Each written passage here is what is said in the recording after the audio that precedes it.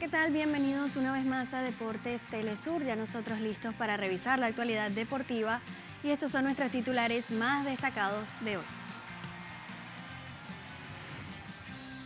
Armand Duplantis se proclamó campeón por tercera ocasión en el Mundial de Atletismo Tokio 2025 y logró el récord mundial por 14ª ocasión.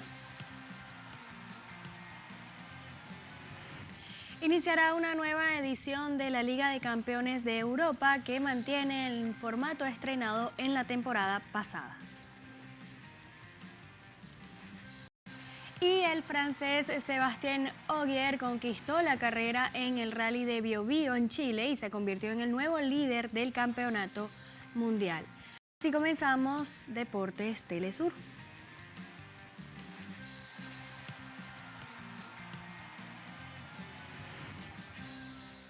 Gracias por estar con nosotros en esta media hora del acontecer deportivo aquí en Deportes Telesur.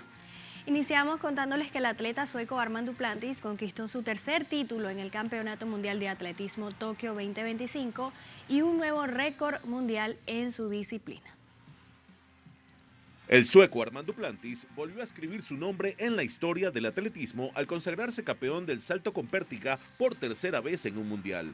En una actuación extraordinaria en Tokio 2025, Duplantis no solo se llevó el oro, sino que también batió su propio récord mundial por 14ª vez, al lograr un salto impresionante de 6.30 metros. Con este nuevo récord, Duplantis continúa ampliando su legado como el mejor pertiguista de todos los tiempos. Su dominio en la disciplina no tiene precedentes, combinando técnica, potencia y consistencia en cada una de sus competiciones. Por otro lado, representantes del deporte de Rusia y Etiopía planean ampliar cooperación en el sector deportivo. Las conversaciones entre la ministra de Estado de Cultura y Deportes etíope, Nefisa Al-Mahdi, y el titular de Deportes ruso, Mikhail Dektiarev, enfatizaron la necesidad de extender la cooperación en el ámbito deportivo entre ambas naciones. La ministra africana Al-Mahdi destacó la relación histórica existente, mientras que el ruso reafirmó el compromiso de colaborar estrechamente con Etiopía.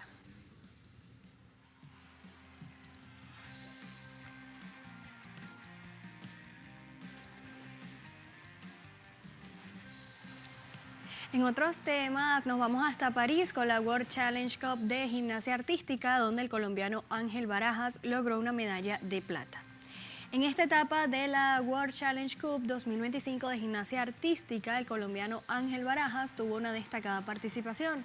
Impresionó al jurado con una rutina de 6.100 puntos en dificultad y 8.733 en ejecución, sumando un total de 14.833 puntos, lo que permitió subir al segundo lugar del podio.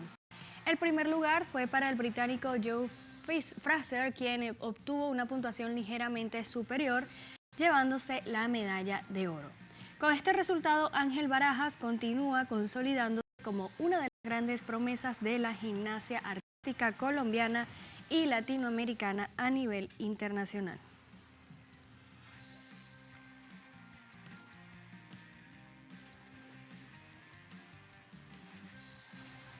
En materia de ciclismo, la última etapa de la Vuelta a España fue interrumpida por las protestas pro-Palestina que invadieron las calles del recorrido, obligando a finalizar la jornada a 56 kilómetros de la meta.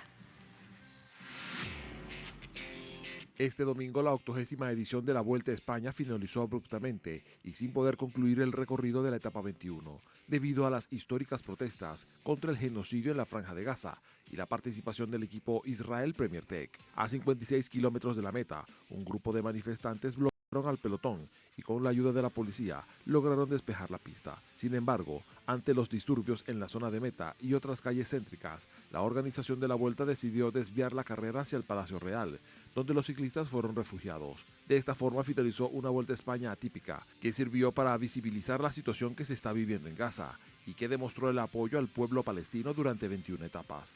Por su parte, pese a la cancelación de la última etapa, el danés Jonas Vingegaard se consagró campeón por primera vez de la Vuelta a España. El portugués Joao Almeida finalizó en el segundo lugar y el británico Thomas Pidcock en la tercera plaza para completar a los ganadores de esta 80ª edición. Y durante esta Vuelta a España, precisamente las protestas pro-Palestina convirtieron la carrera en un símbolo de resistencia, presión institucional y un giro en la política exterior.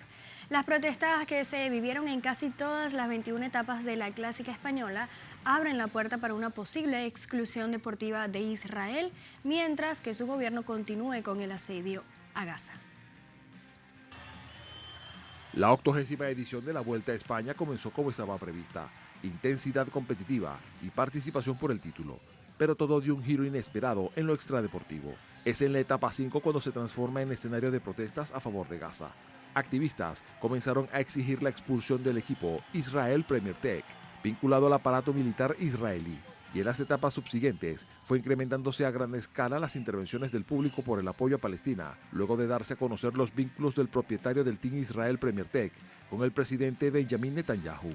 Ya en la etapa 11, el movimiento social tomó efecto y el equipo israelí retiró su nombre de los Mariots antes del inicio de la carrera, insistiendo que no se retirarían de la competencia, haciendo más fuerte la presencia policial en las siguientes jornadas, produciéndose varios arrestos en algunas de las concentraciones, incrementándose más las tensiones y las críticas hacia los organizadores por no retirar al equipo israelí.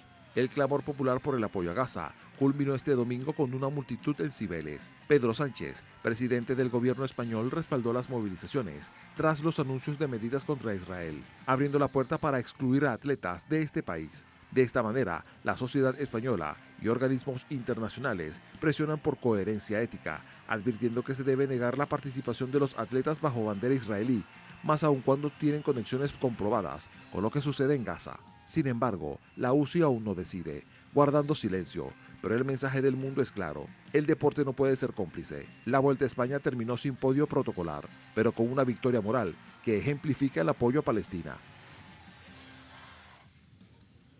Por otro lado, en la Vuelta a Venezuela, el ciclista local Luis Guillermo Mora se consagró campeón de la 62ª edición. Este domingo se disputó la octava y última etapa de la Vuelta a Venezuela, sobre un recorrido de 120 kilómetros en la localidad de Miranda, en la que el colombiano Cristian Damián Vélez se impuso en un ajustado sprint final con un tiempo de 2 horas, 25 minutos y 29 segundos, seguido por los venezolanos Leángel Meneses y Edwin Torres, segundo y tercer lugar respectivamente. Por su parte, el también venezolano Luis Guillermo Mora se proclamó vencedor de la general con un crono de 27 horas, 54 minutos y 32 segundos, y estuvo acompañado en el podio por Meneses y Torres. La Vuelta a Venezuela finalizó tras 8 jornadas de ciclismo intenso, en una edición marcada por la alta velocidad, la diversidad de terrenos y el equilibrio entre equipos nacionales e internacionales. Y el ciclista mexicano Isaac del Toro sumó una nueva victoria a su palmarés tras proclamarse campeón de la edición 77ª del Trofeo Matteotti. Este domingo la carrera se disputó sobre 195 kilómetros, con inicio y final en la localidad italiana de Pescar, donde el joven ciclista Isaac del Toro se impuso en un emocionante final con un crono de 4 horas, 29 minutos y 3 segundos, ante el portugués Rui Costa y el español Pau Miquel, firmando así su cuarto triunfo en apenas 7 días. Los equipos se mostraron activos desde el principio, con protagonistas como Caja Rural, RGA, Total Energies o Polti Visit Malta, lanzando a sus corredores en una búsqueda de una escapada duradera. Sin embargo, fue en los compases finales cuando se desató la batalla definitiva. Con esta victoria del Toro sucede en el palmarés al venezolano Orluis Aular, quien fue el ganador en 2024.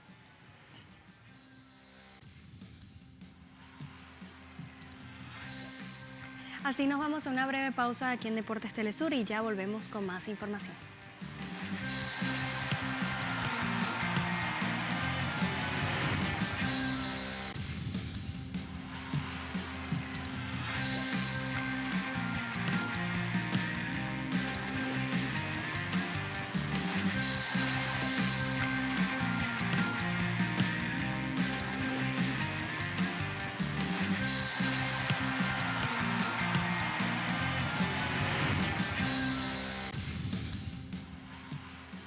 Estamos de vuelta con más de Deportes Telesur y les contamos que este martes iniciará una nueva edición de la Liga de Campeones de Europa, que mantiene el formato estrenado la temporada pasada. Un sistema con 36 equipos compiten en una única clasificación general. Cada equipo juega contra 8 rivales diferentes, 4 partidos en casa y 4 partidos fuera. Los equipos que finalicen entre los puestos 1 al 8 avanzan directamente a los octavos de final, mientras que los clasificados del puesto 9 al 24 disputan una ronda de play-in para conseguir los 8 cupos restantes a octavos. Asimismo, los que queden del 25 al puesto 36 son eliminados de forma inmediata. Por su parte, la UEFA realizará un último sorteo para definir el camino hacia la final, con un cuadro al estilo de un torneo de tenis. Los equipos que terminen en primero y segundo lugar de la fase de grupos no se enfrentarán hasta la final.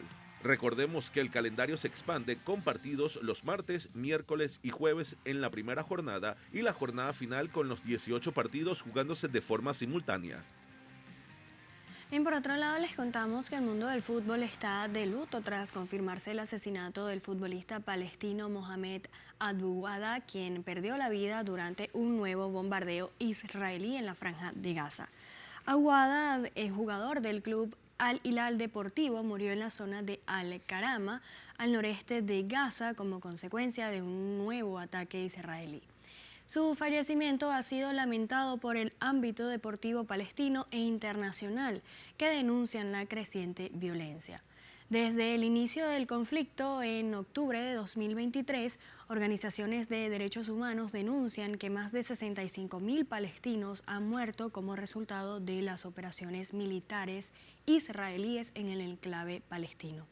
Según reportes locales, más de 660 deportistas, incluidos futbolistas, entrenadores y jóvenes promesas, han sido asesinados en ese periodo.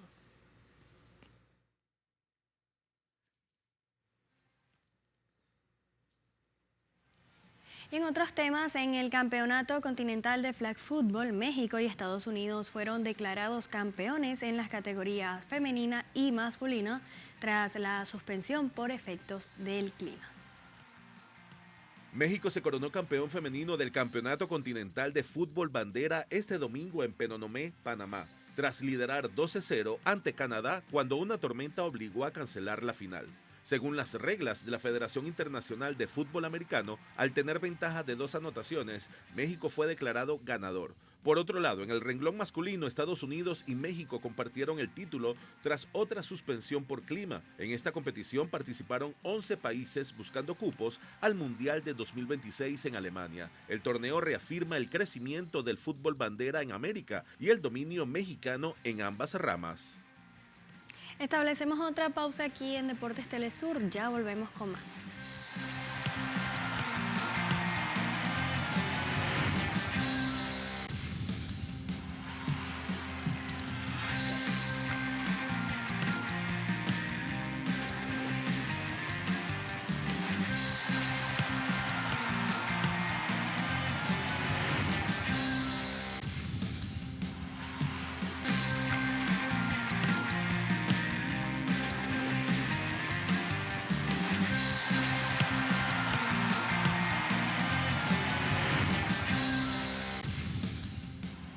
Estamos de vuelta con más de Deportes Telesur y les contamos notas sobre el deporte a motor, y es que el francés Sébastien Ogier conquistó la carrera en el Rally de Biobío en Chile y se convirtió en el nuevo líder del campeonato mundial.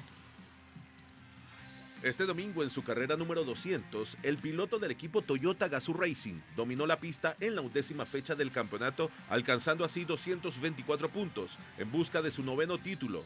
Ogier llegó a la meta con un tiempo de 2 horas, 55 minutos y 42 segundos, seguido por el galés Elfyn Evans, quien también compite por el título con 222 puntos en el segundo lugar de la clasificación de pilotos. Asimismo, el francés Adrien Fourmou del equipo Hyundai terminó de tercero a 46.5 segundos luego de haber liderado en el primer día de la etapa. De esta manera, en el campeonato de constructores, el liderato de Toyota sigue firme con una ventaja de 125 puntos sobre Hyundai, con 3 paradas faltantes para el final del campeonato. Pasamos a hablar ahora de la MotoGP, donde Marc Márquez se coronó con la victoria en el Gran Premio de San Marino luego de un caótico fin de semana. La categoría reina de la MotoGP llegó nuevamente a territorio italiano para disputar la 16ª fecha del Campeonato Mundial, donde gran parte de la parrilla tendría el honor de correr frente a su afición. Sin embargo, fue el español Marc Márquez quien se llevaría los reflectores, ya que durante la carrera sprint sufrió una caída que lo dejaría fuera de la jornada cuando estaba líder. Pero posteriormente el piloto de Ducati se encargó de tomar revancha en la carrera larga, llevándose la victoria en una intensa lucha contra el piloto de casa Marco Bezzecchi.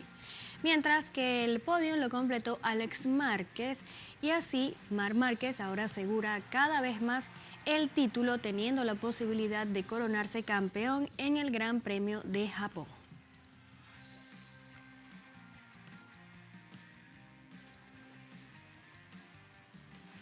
En materia de baloncesto, finalmente el Eurobásquet dio por concluida la 42ª edición del torneo, donde la selección alemana se consagró campeona tras derrotar a Turquía por 88-83.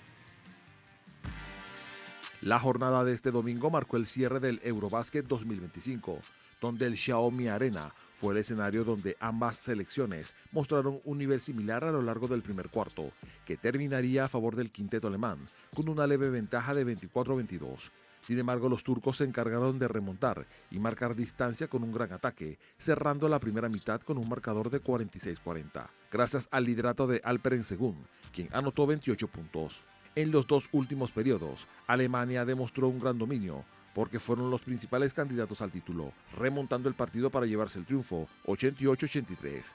Así Alemania confirmó su estatus como la selección europea en mejor estado de forma, luego de ser campeones del mundo y ahora del Eurobásquet, teniendo como MVP del torneo a Dennis Schroeder. Por otro lado, Grecia aseguró el tercer lugar del campeonato tras derrotar a Finlandia 92-89.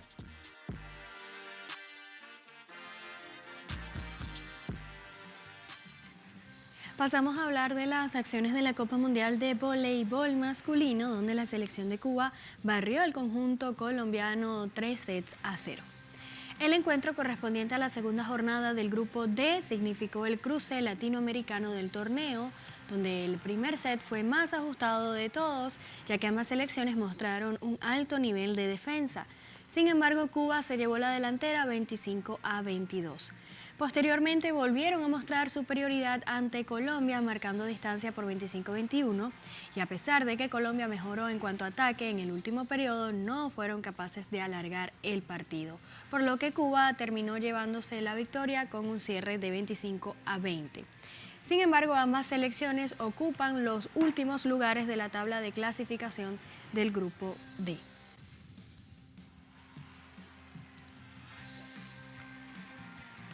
En otros resultados del Mundial de Voleibol Masculino, Brasil derrotó a China 3-1.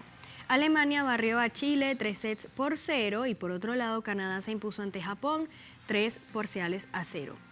También Francia derrotó a Corea del Sur 3-0 y para finalizar Países Bajos venció a Rumania por barrida de 3-0.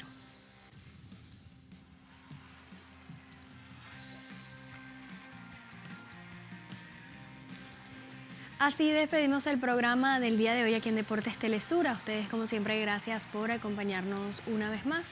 Recuerden que pueden seguirnos en nuestras redes sociales, @deportespiso_telesur en Instagram, Telesur TV y Deportes Telesur en todas nuestras redes sociales. Nos vemos en una próxima oportunidad. Chao.